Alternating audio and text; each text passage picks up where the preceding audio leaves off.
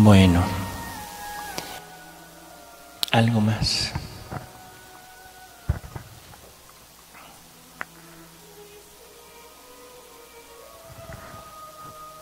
Vamos a aprovechar los últimos minutos. Dice: hija mía, nuestra mamá celestial tiene el primado sobre todos los actos buenos de las criaturas.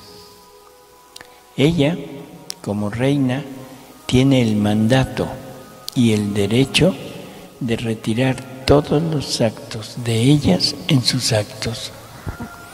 Es tanto su amor de reina y de madre que en cuanto la criatura se dispone a formar su acto de amor, así desde la altura de su trono hace descender un rayo de su amor, inviste y circunda el acto de amor de ellas para poner en él el suyo como primer amor, y en cuanto es formado, lo pone nuevamente en su mismo rayo de amor, en la fuente de su amor, y dice a su Creador: Majestad adorable, en mi amor que siempre surge para ti, está el amor de mis hijos fundido en el mío, que yo, con derecho de reina, he retirado en mi mar de amor, para que puedas encontrar en mi amor el amor de todas las criaturas.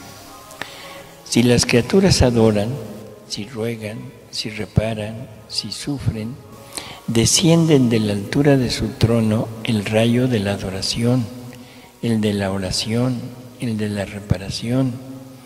Emite el rayo vivificante de dentro del mar de sus dolores e inviste y circunda la adoración, la oración, la reparación, los sufrimientos de las criaturas, y cuando han hecho y formado el acto, el mismo rayo de luz los eleva hasta su trono y se funden en las fuentes de los mares de la adoración, de la oración, de la reparación, de los dolores de la Mamá Celestial, y repite: Majestad Santísima, mi adoración se extiende en todas las adoraciones de las criaturas. Mi plegaria ruega en las plegarias de ellas, repara con sus reparaciones. Y como madre, mis dolores invisten y circundan sus penas. No me sentiré reina si no corro y pongo mi acto primero sobre todos los actos de ellas. Ni gustaré las dulzuras de madre si no corro para circundar, ayudar, suplir, embellecer, fortalecer todos los actos de las criaturas, y así poder decir: los actos de mis hijos son uno con los míos.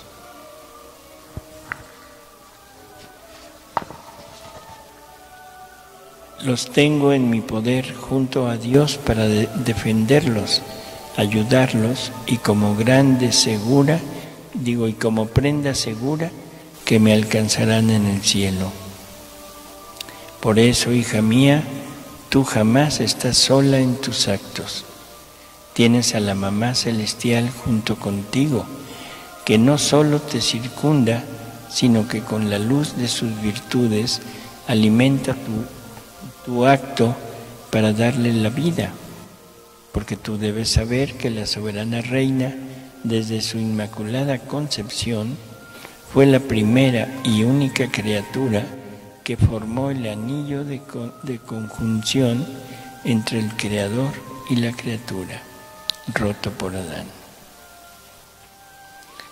La Virgen desde siempre ha tomado nuestros actos para presentárselos a Dios, pero como actos nuestros enriquecidos con el acto de ella, pero los presenta a nombre nuestro. Por lo tanto, de esos actos que la Virgen ha hecho, los pone desde toda la eternidad.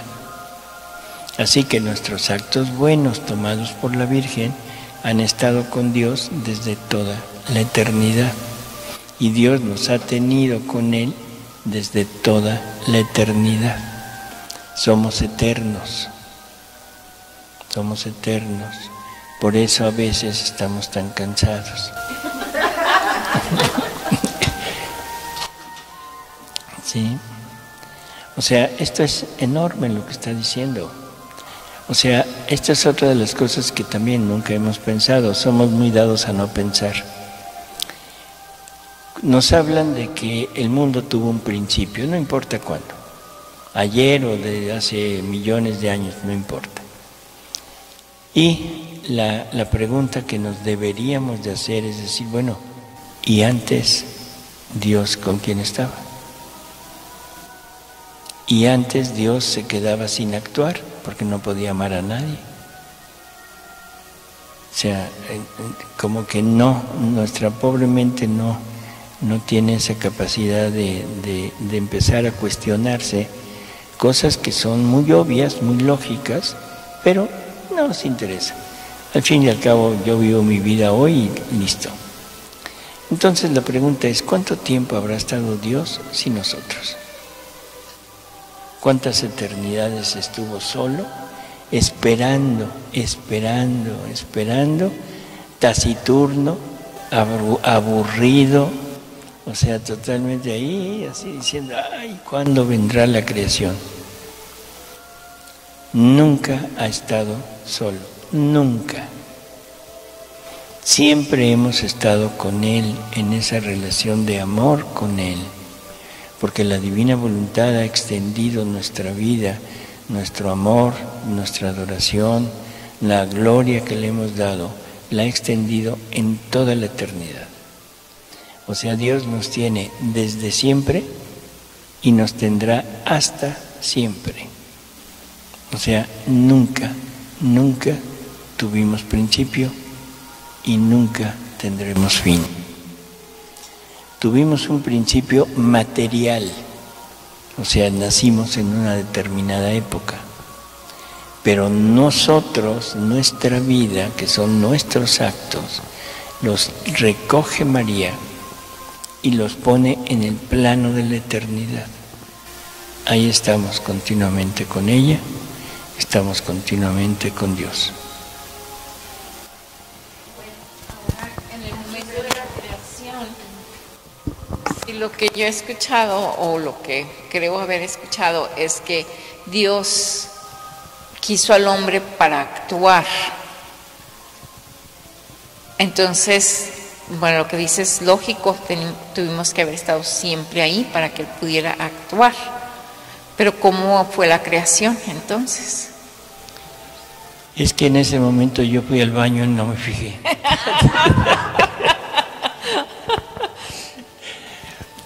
¿Cómo fue la creación? Bueno, pues está descrita en el Génesis. Sí, ¿no? sí. O sea, Dios con su palabra creó todo. O sea, empezó a decir que haya, fiat lux, y cada vez que él pronunciaba una palabra era un fiat. ¿Sí? O sea, que haya lumbreras en el cielo, que haya aguas arriba y abajo del firmamento, que haya plantas, que haya animales, que haya. Siempre fue un acto de la palabra de Dios. El fiat es hacer. El fiat es un verbo, o sea, es una palabra que indica acción, que haya, ¿sí? Que haya. Por eso el fiat es el verbo eterno. Segunda persona de la Trinidad es el fiat de Dios. Cuando oímos fiat divino en los escritos de Luisa, se está refiriendo a la segunda persona de la Trinidad. Jesús.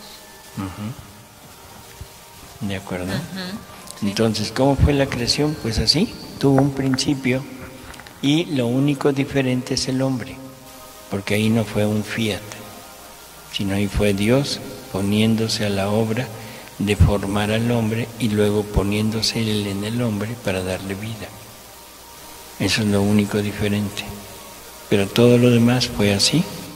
Ahora, no importa, vuelvo a repetir, cuánto tiempo hace que fue la creación. Es irrelevante. En la eternidad, lo que haya sido es nada comparado con la eternidad. ¿Sí? Por lo tanto, el punto principal es decir, que Dios nunca ha estado solo, que siempre nos ha tenido con Él, que siempre nos hemos estado en esa relación de amor con Él. Eso es lo que realmente deberíamos de centrarnos.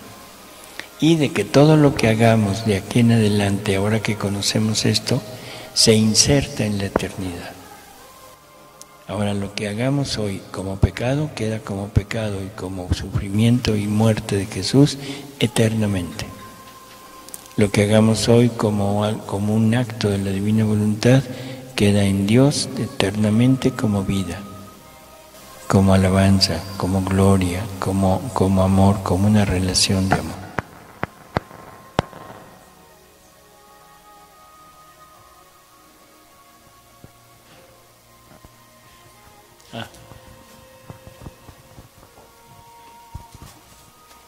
Estuvimos mencionando el aborto.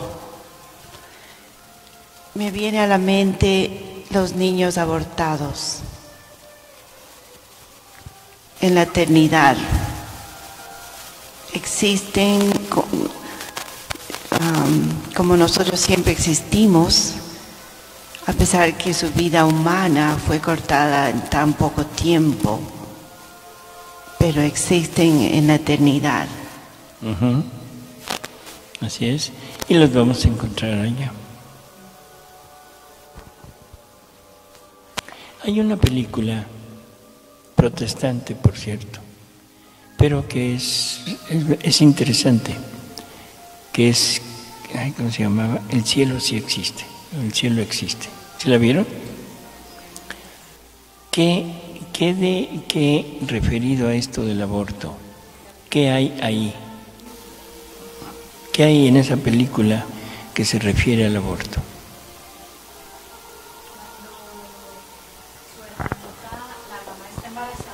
Y su mamá pierde a la bebé.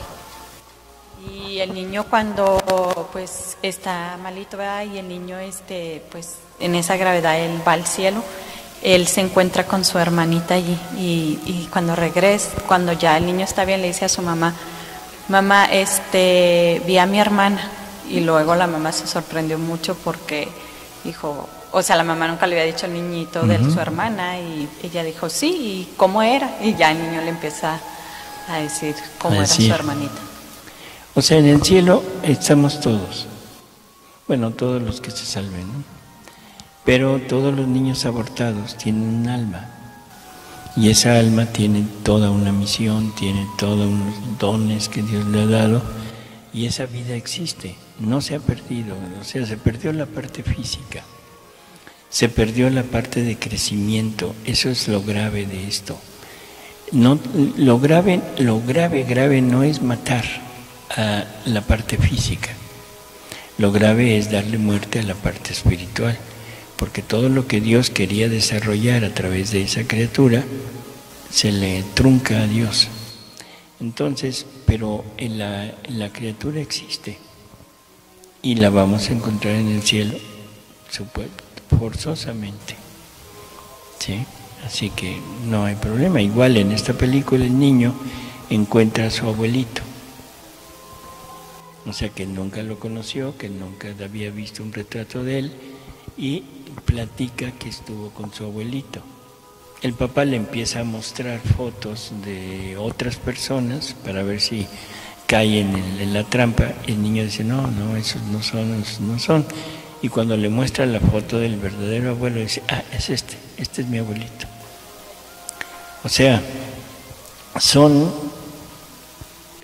¿cómo diríamos? Dulcecitos que endulzan y como que dice uno, creo que vale la pena. ¿Sí? Y como que nos empiezan a abrir un panorama diferente de lo que es el cielo. Es de origen protestante esto, pero bueno, ellos en su mundo tienen una cierta idea que no está tan distorsionada.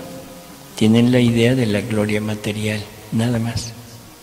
No tienen idea de la gloria espiritual, pero bueno, con eso es suficiente para estimular un poco la imaginación y nos están dando respuestas sobre eso que usted dice, ¿no? El aborto. Y Y los papás de los niños, o sea, en este caso la madre, ¿dónde queda? ¿En el infierno? Depende. Si se arrepiente, se confiesa, recibe la absolución y todo, no hay problema. Tendrá que ir al purgatorio a quitar, a reparar, a purificar ese acto o esos actos. O sea, pero no necesariamente se va a condenar.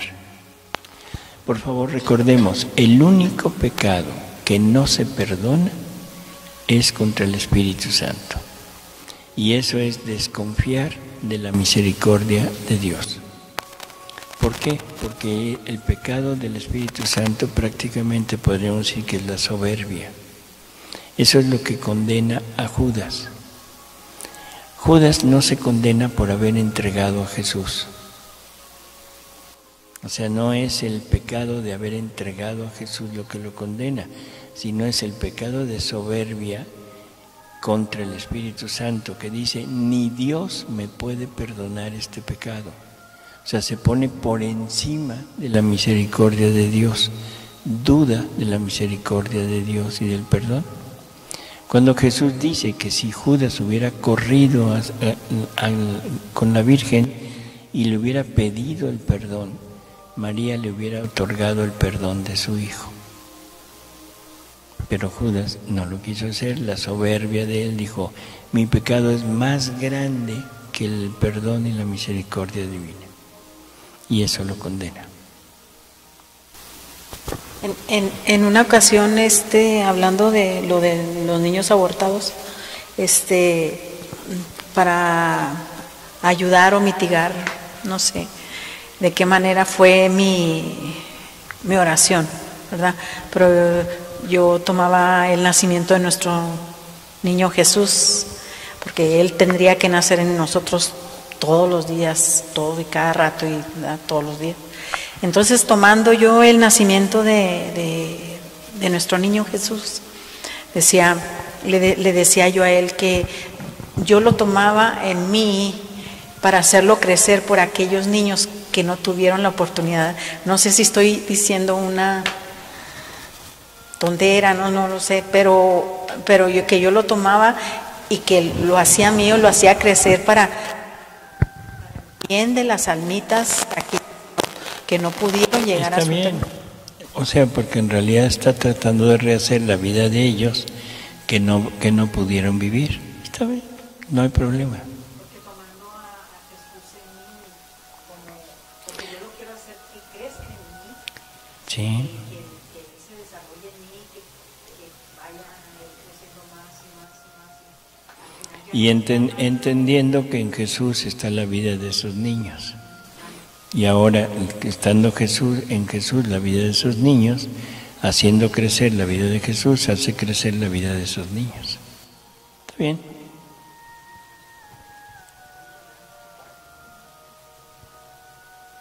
Allá.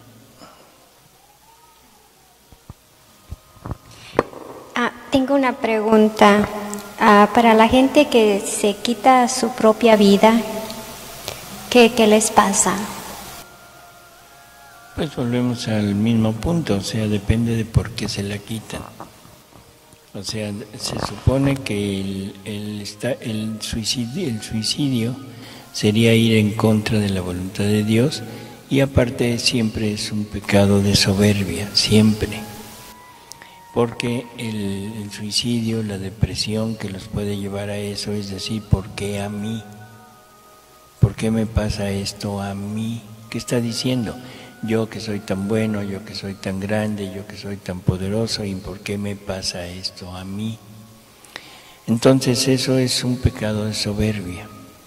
Junto con eso están las motivaciones. No es lo mismo el soberbio que se suicida por la crisis económica, como sucedió en la crisis de economía aquí, que en 1900, bueno, no me acuerdo.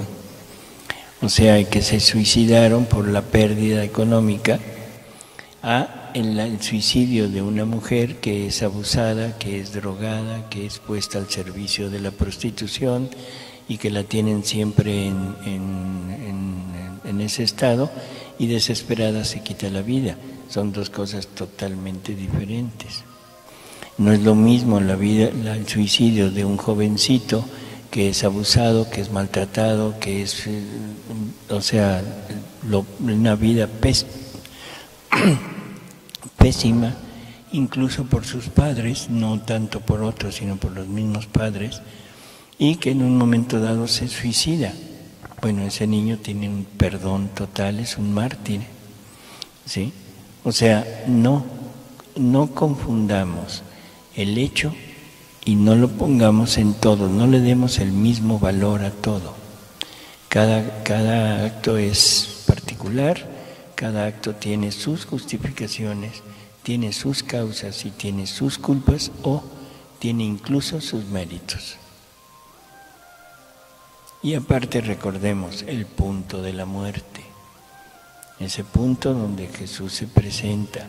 Nosotros pensamos que ya murió y ya, se acabó. No, en el momento de la muerte Jesús hace el último intento por salvar a todos. Imaginémonos, ahorita hablando de esto, ¿qué habrá sido ese encuentro de Jesús con Judas en el instante anterior a la muerte de Judas? Jesús se le presentó porque dice que es a todos.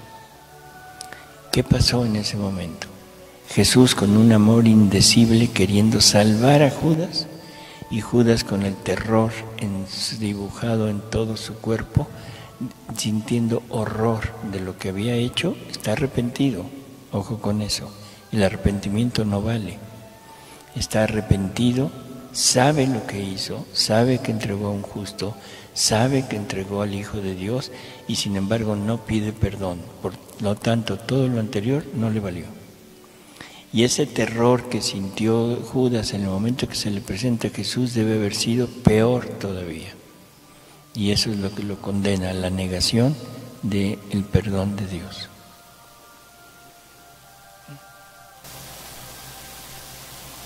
Entonces, pedir perdón en un momento dado ya no es nomás suficiente reconocer y ya. El perdón, o sea, esa es la clave. Ese es el punto. El pedir el perdón. Lo demás me sirve como estímulo para ir a pedir perdón. Pero si no pido perdón, si no lo pido. Si nos fijamos en Judas, Judas reconoció lo que había hecho. Entregué a un justo.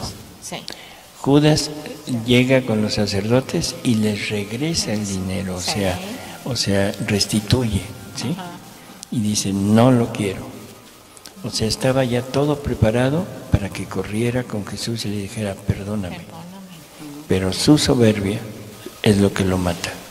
Esa soberbia que siempre fue el estímulo de él para pecar, esa soberbia fue el estímulo de él para condenarse. Porque siempre se creyó muy grande, siempre se creyó superior a los demás. Era la ambición que él tenía de ocupar un cargo importante en el reino de Cristo. Eso era lo que lo movía. Entonces, cuando llega a ese punto y que reconoce quién es Jesús, en ese momento, este pecado no me lo pueden perdonar. Porque no está entregando a un hombre, entregó a un Dios. Y entonces se creyó superior a Dios porque dijo, esto nadie lo perdona. Y eso es lo que lo condena. Entonces, cuando tengamos un pecado, o sea, aparte de reconocerlo, aparte de arrepentirnos, tenemos que correr a pedir perdón. Porque nos trae otra vez a la confesión. Puedo irlo a confesar, pero si no tengo ese arrepentimiento y ese, ese sentimiento del perdón de Jesús, pues por eso vuelvo a caer otra vez en lo mismo. Ahí son otras cosas, pero sería muy difícil meternos en ese campo. Pero sí, yo le diría, aunque no tenga el firme propósito de enmienda, el hecho de recibir el perdón le vale, sí, pero no va a obtener el fruto completo de ese perdón. O sea, el fruto completo, por ejemplo, de una confesión, ¿cuál sería? Fruto completo. Pues, no volver a pecar. Ese sería el fruto completo. Ese nunca lo hemos recibido porque no lo hemos querido recibir. Entonces yo recibo el perdón, bueno sí, pero aquí, ahorita, ya, estoy tranquilo. Pero como no recibí el fruto completo porque no lo quise recibir, vuelvo a pecar. ¿Cuál sería el fruto completo de la Eucaristía? Convertirme en Jesús. Convertirme en Jesús. Que tampoco lo he vuelto a... tampoco lo he tomado. sí. Siempre me he quedado con el fruto parcial. Probaditas, nada más, pero no el fruto completo. Sí. El otro día escuché un video suyo donde precisamente dice eso, que la comunión se queda, la Eucaristía se queda en nosotros hasta el momento donde volvemos a pecar. No, lo que se queda en nosotros hasta que volvamos a pecar es la gracia. Sí. O sea, son los efectos de la vida divina. Sí. Y la vida divina se va en 10 minutos, cuando se consume la especie. Ajá. En cuanto la especie se consume, la vida real de Jesús se va. Y nos deja la gracia, que son los efectos de la vida divina. Y es así, perdura. En el momento que peco, ahí se quitó. Sí, porque me quedé pensando, dije, hijos, que a veces dura muy poco, entonces. A veces ni llegamos al asiento y ya se fue. Así es.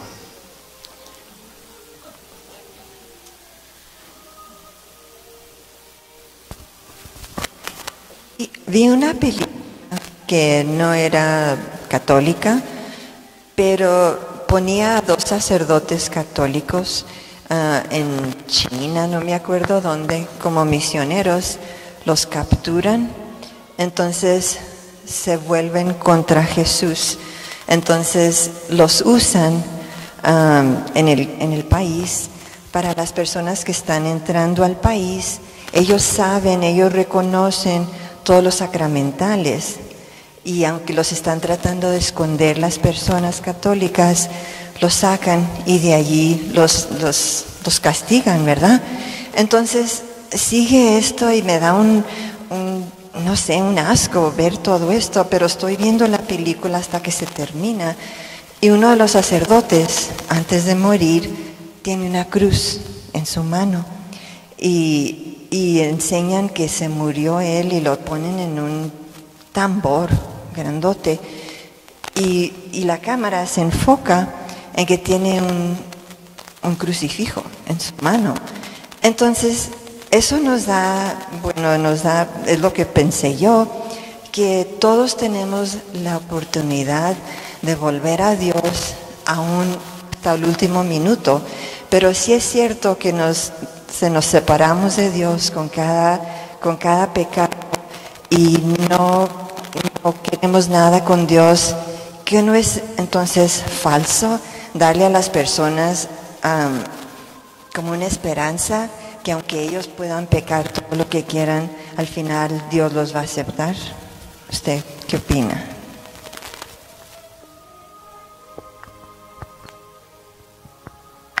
O sea, ¿desde qué punto lo está enfocando? ¿Desde el que da la esperanza o del que recibe la esperanza? Yo recibí esperanza de eso, pero otras personas que lo ven, no sé si ellos recibieron lo mismo. Por eso, pero en un punto central, el que recibe la esperanza, bueno, está recibiendo a Jesús. La esperanza es Jesús. Y esa esperanza va a trabajar en usted. Y usted tiene la posibilidad de dejarlo trabajar o de rechazarlo. Y si esa esperanza es muy débil, pero bueno, sigue trabajando en su interior, puede ser que aún en el momento de la muerte esa esperanza se presente. Por ejemplo, esta escena que usted me dice, no he visto esa película, pero el tomar la cruz y tomarla en la mano cuando está siendo ya martirizado es aferrarse a ese Cristo. Ahí lo tiene, en la mano, en un crucifijo, pero ahí lo tiene. Está muriendo pero con Cristo. O sea, creo que ese sería como el significado de esta película, o de esa escena, ¿no? Ahora, si esa persona ha perdido a Cristo, ya se convirtió por temor a perder la vida, ya se alió a los otros, y él quiere dar esperanza, ahí definitivamente creo que no puede darla porque no la tiene. Nadie da lo que no tiene. Y si alguien ya perdió la esperanza y ya se alió al otro y está desde el otro lado, no puede brindar algo que no tiene. Por eso le preguntaba desde qué punto de vista lo quiere enfocar, del que recibe o del que da. El que da es muy difícil porque no ha hecho uso y nada más está hablando con palabras de aquí para afuera. El que la recibe, aunque sea en el último instante de su vida, no importa lo que haya sido, esa esperanza lo salva. Gracias. Bueno, pues ojalá que haya quedado una idea más clara de María. Creo que esto es un conocimiento y hay muchísimo más de María, ¿no? Pero necesitamos irlo leyendo, meditando. Pero bueno, de todas maneras creo que ha sido como un despertar a la grandeza de nuestra Madre Santísima y sobre todo este deseo ahora de acercarnos más a ella. O sea, de estar más cerca de ella, de confiarnos en ella, de que ella nos va a ayudar, nos va a dar todo lo necesario, incluso su misma vida, y que realmente en ella tenemos una madre real, no una madre heredada, real. Entonces, tratémosla como una madre real, ¿sí? O sea, pero no como se tratan a las madres ahora, sino una verdadera madre para que podamos realmente sentirnos amparados por ella. ¿De acuerdo? Nos vemos en el cielo.